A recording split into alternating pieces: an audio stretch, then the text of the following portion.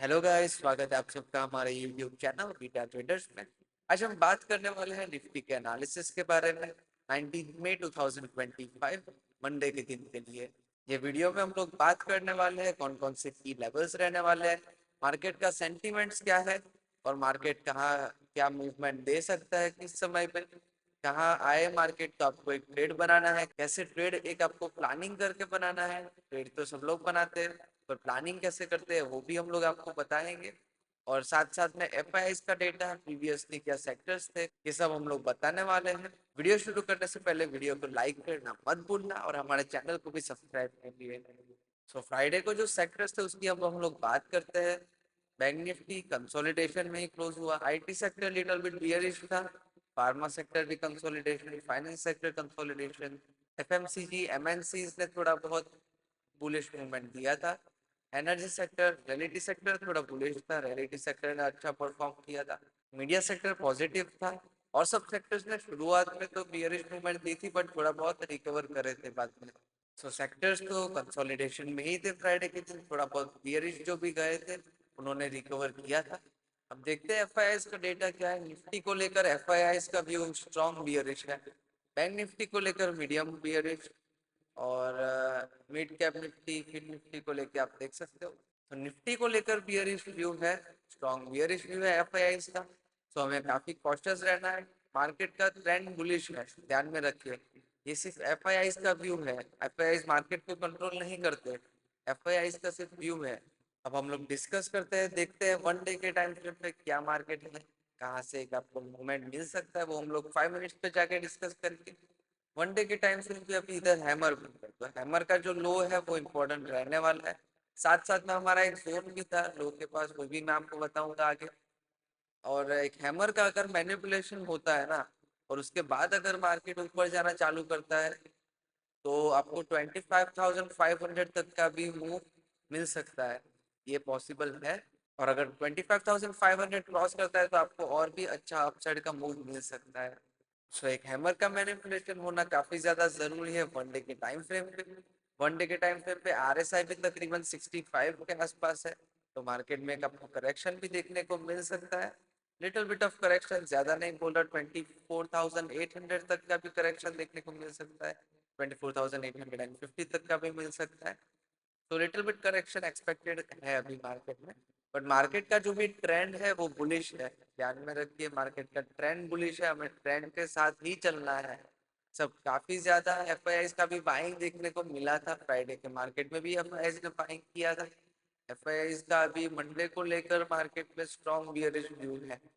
सो हमारा मार्केट अभी ट्रेंड उसका बियरिश नहीं है, बुलिश ही है। सो हमें एक बुलिश एंट्री की ज्यादा प्रेफरेंस रखनी है हमारे। सो अब बात करते हैं लेवल्स की।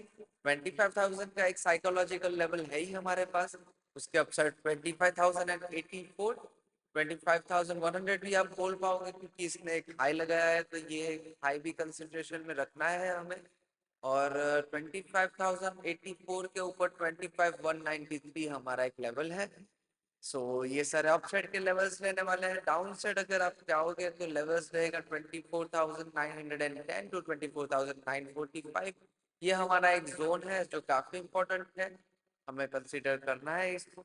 उसके डाउन साइड हमारा 24,880 का भी एक लेवल है, 24,880। और 24,880 के साथ ये जो हैमर बना है ना, ये जो कैंडल है हैमर, उसको भी कंसिडरेशन में रखना है। उसके बाजू वाली कैंडल भी आप कंसिडरेशन में रख सकते हो। सो ये हैमर पे अगर मार्केट आता है ना तो आपको अपसाइड का मूवमेंट काफी ज्यादा मूव देखने को मिलेगा, तकरीबन 25,200 तक आपको देखने को जरूर मिलेगा।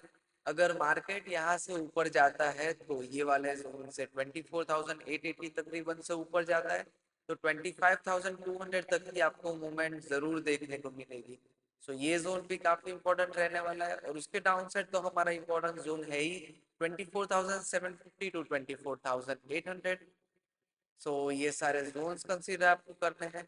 ट्रेड कब बनाना है तो एएमडी स्ट्रेटेजी हमारी ध्यान में रखनी है, accumulation manipulation distribution. AMD strategy पहले ध्यान में रखिए। अगर आप बुलिश ट्रेड बना रहे हैं तो कॉल का जो भी आप स्ट्राइक प्राइस नोटिस कर रहे हो at the money option buyers के लिए प्रेफरेबल होता है।